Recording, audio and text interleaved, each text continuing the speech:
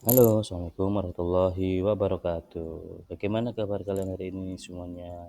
Sehat selalu kan? Semoga kalian selalu dalam limpahannya dan selalu dilindungi oleh Allah Subhanahu wa taala.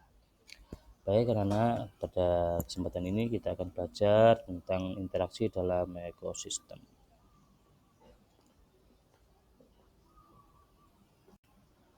Halo, Assalamualaikum warahmatullahi wabarakatuh. Bagaimana kabar kalian hari ini semuanya? Sehat selalu kan? Pengertian ekosistem. Ekosistem adalah sistem interaksi antara makhluk hidup, yaitu ada tumbuhan, hewan, mikroorganisme, dan lingkungan fisik.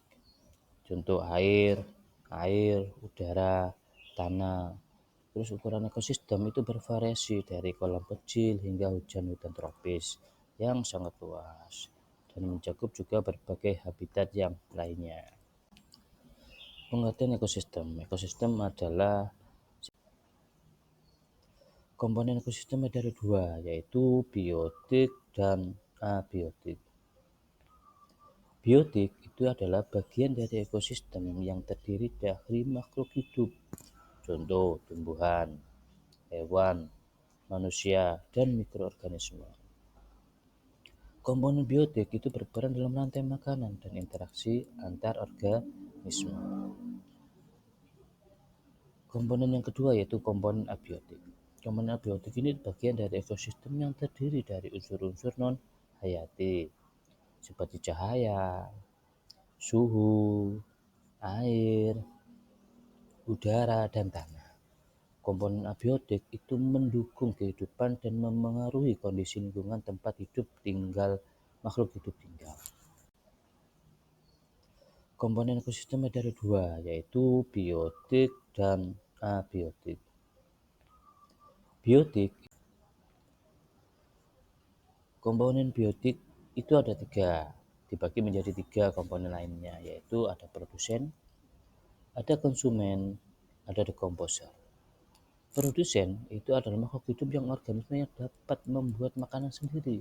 Contoh tumbuhan itu dapat membuat makanan sendiri melalui fotosintesis. Kemudian konsumen. Konsumen itu organisme yang memakan organisme lain untuk mendapatkan energi. Organisme lain apa? Ya seperti tadi produsen yang sudah bisa membuat makanannya sendiri. Kemudian dekomposer, organisme yang mengurai sisa-sisa hidup makhluk hidup. Konsumen ini dibagi menjadi tiga, yaitu primer, sekunder, dan tersier. Primer itu adalah makhluk hidup pemakan tumbuhan. Contoh ada kambing, ada kelinci, ada sapi, apalagi jerapah, ada gajah dan yang lain sebagainya. Ada sekunder. Sekunder itu adalah pemakan konsumen primer. Contoh apa? Harimau itu memakan kambing. Elang itu memakan kelinci yang memakan tumbuhan rumput. Kemudian yang terakhir yaitu tersier, yaitu pemakan konsumen sekunder. Contoh yaitu mikroorganisme, atau contoh lagi belalang memakan daun tumbuhan. Kemudian belalang dimakan oleh burung-burung kecil. Nah, burung-burung kecil itu dimakan oleh burung elang, yaitu burung elang ini dinamakan tersier, memakan konsumen sekunder. Komponen biotik itu ada tiga, dibagi menjadi tiga komponen lainnya, yaitu ada produsen, ada konsumen, ada dekomposer. Produsen itu adalah makhluk hidup yang organismenya dapat membuat makanan sendiri. Contoh tumbuhan itu dapat membuat makanan sendiri melalui fotosintesis. Kemudian konsumen. Konsumen itu organisme yang memakan organisme lain untuk mendapatkan energi. Organisme lain apa? Ya seperti tadi produsen yang sudah bisa membuat makanannya sendiri. Kemudian dekomposer, organisme yang mengurai sisa-sisa hidup makhluk hidup. Komponen biotik, abiotik itu ada suhu, air, udara, cahaya, dan tanah. Komponen biotik, abiotik itu ada suhu, air, udara, cahaya, dan tanah. Komponen biotik, abiotik itu ada suhu, air, udara, cahaya, dan tanah. Komponen biotik, abiotik itu ada suhu, air, udara, cahaya, dan tanah.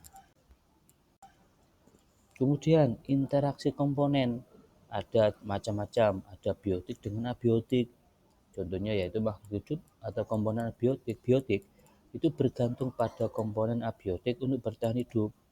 Komponen abiotik itu menciptakan kondisi yang memungkinkan makhluk hidup beradaptasi. Biotik, kemudian interaksi yang selanjutnya yaitu biotik dan biotik. Semua makhluk hidup atau komponen biotik itu saling berinteraksi satu sama yang lain dalam berbagai cara. Interaksi tersebut membantu memelihara keseimbangan ekosistem. Kemudian interaksi komponen ada macam-macam, ada biotik dengan abiotik. Contohnya yaitu makhluk hidup atau komponen abiotik. Biotik itu bergantung pada komponen abiotik untuk bertahan hidup. Komponen abiotik itu menciptakan kondisi yang memungkinkan makhluk hidup beradaptasi. Biotik, kemudian interaksi yang selanjutnya yaitu biotik dan biotik. Semua makhluk hidup atau komponen biotik itu saling berinteraksi satu sama yang lain dalam berbagai cara. Interaksi tersebut membantu memelihara keseimbangan.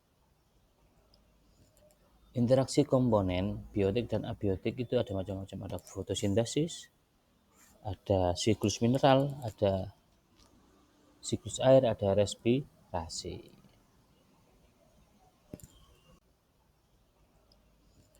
Interaksi komponen biotik dan abiotik itu ada macam-macam, ada fotosintesis, ada siklus mineral, ada siklus air, ada respirasi. Kemudian interaksi antar komponen biotik dan biotik ada predasi, ada simbiosis. Predasi adalah interaksi ada dua organisme di mana satu organisme itu memburu, memakan atau hewan lain untuk bertahan hidup. Contoh, harimau memburu rusa. Karena apa ya? Harimau butuh untuk bertahan hidup, butuh makanan rusa. Ada elang itu mau memburu kelinci. Ya memang elang itu untuk membutuhkan daging kelinci untuk bertahan hidup. Itu predasi. Kemudian simbiosis. Simbiosis adalah interaksi erat antara dua spesies yang hidup bersama dengan hubungan yang bisa saling menguntungkan satu yang lain, bisa juga merugikan, bisa juga netral. Bagian-bagian predasi ada rantai makanan, ada aliran energi, ada jaring makanan. Kalau rantai makanan itu urutan antara hubungan antara makan dan memakan antar organisme. Kalau ada energi itu perpindahan energi dari satu organisme ke organisme yang lain. Kemudian jaring makanan itu adalah kumpulan rantai makanan yang saling terhubung. Nah, kemudian bagian-bagian simbiosis. Bagian-bagian simbiosis ini adalah 3, mutualisme, parasitisme, dan komensalisme. Kalau mutualisme itu adalah yang satu menguntungkan dan yang lain juga menguntungkan, sama-sama saling menguntungkan, tidak ada yang dirugikan dan tidak ada yang tidak membutuhkan, sama saling butuh. Kalau yang parasitisme, nah parasitisme itu simbiosis yang berhubungan di mana satu organisme mendapatkan manfaat sementara yang lain dirugikan, itu parasitisme. Contoh, tumbuhan benalu, yaitu itu parasitisme. Benalu hidup menempel di tumbuhan lain. Benalu mendapatkan energi dari tumbuhan lain. Benalu diuntungkan, tumbuhan lain dirugikan. Kemudian meninggal. Kemudian lain, komensalisme. Komensalisme itu adalah hubungan antara di mana satu organisme dapat manfaat sementara yang lain tidak terpengaruh. Contoh, hewan burung kecil di kerbau. Burung kecil itu memakan kutu-kutu yang ada di kerbau. Kerbau tidak merasa diuntungkan, tapi tidak juga merasa dirugikan. Jadi burungnya untung karena memakan hewan kecil yang sebagai sumber energi. Kemudian aktivitas, cermati kedua video di bawah ini, sebutkan interaksi apa sih yang terjadi pada video tersebut. Contoh, jerapah memakan daun-daun yang tinggi. Karena apa? Ya, biar nanti daun-daun yang rendah dimakan oleh hewan-hewan yang bertubuh rendah. Kemudian kerbau ini juga simbiosis mutualisme. Ya, karena saling menguntungkan, kerbaunya juga diberi makan dan kerbaunya menguntungkan oleh makhluk hidup manusia untuk membantu mengolah ladang. Kesimpulannya yaitu ekosistem adalah sistem yang terdiri dari ekosistem biotik dan abiotik yang saling berinteraksi untuk mendukung kehidupan. Komponen biotik memerlukan komponen abiotik sebagai sumber energi dan tempat hidup, sementara interaksi antara makhluk hidup membantu menjaga keseimbangan ekosistem agar tetap stabil dan berfungsi. Kesimpulannya yaitu ekosistem adalah sistem yang terdiri dari ekosistem biotik dan abiotik yang saling.